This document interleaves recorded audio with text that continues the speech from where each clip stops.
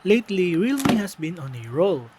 Sunod-sunod ang pag-launch ng mid-range devices nila, which was so popular that it sold out. This time, may bago na naman silang nilaunch, which we'll be checking out right now. Hi guys, this is Joseph of Davao Geek Hub, and in this video, we'll be unboxing the Realme 12 Plus 5G. If you're new to the channel or still haven't subscribed yet, please do. And don't forget to hit the notification bell to get notified when we upload new videos. Let's start with the unboxing. Opening the box, we're greeted with their new slogan, "Make it real." Of course, nandito ang Realme 12 Plus 5G, but mamaya na natin check yan. We also have an included fast charger and USB-A to USB-C cable. Sa loob naman ng maliit na box is a SIM ejector tool, user guide, safety guide, and a free clear case. Now let's check out the device itself. Yung back design ni Realme 12 Plus 5G is kinda similar sa 11 Pro and 11 Pro Plus. We have the Navigator Beige colorway pala.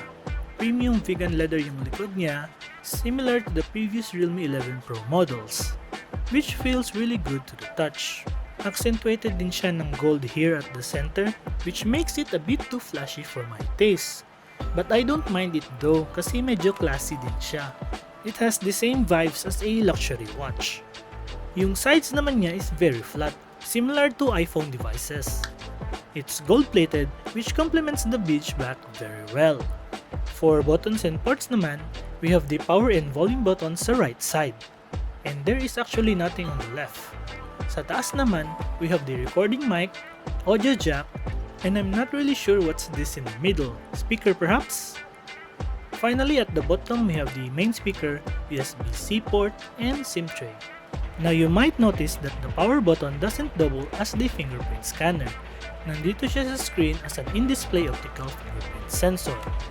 Speaking of display, it has a 6.67-inch AMOLED display with very narrow bezels. It also has up to 120Hz adaptive refresh rate, so very smooth siya. May feature din siya na tinatawag nilang sunlight display. Depending on the light quality, it adjusts not just the brightness of the display, but pati na rin ang dynamic contrast ng images, which should improve picture quality as well as save power.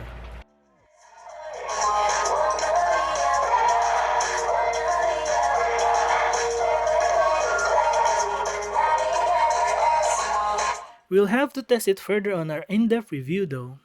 Now up here we have a punch hole front camera. It's a 16 megapixel sensor, so it has a very good image quality. For the main rear cameras, it has a triple camera setup. At first I thought apat ang cameras but tatlo lang pala. It has a 50 megapixel main, 8 megapixel wide angle, and 2 megapixel macro.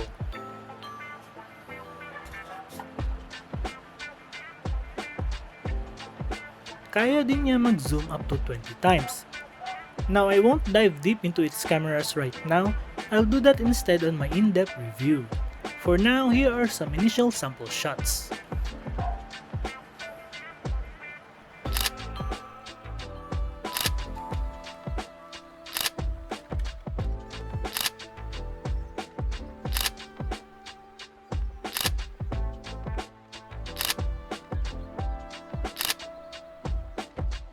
If you are curious about its system specs, I'll display it on screen. Feel free to pause the video to check it out.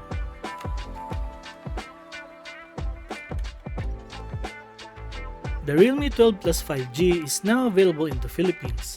It's priced at 17,999 pesos.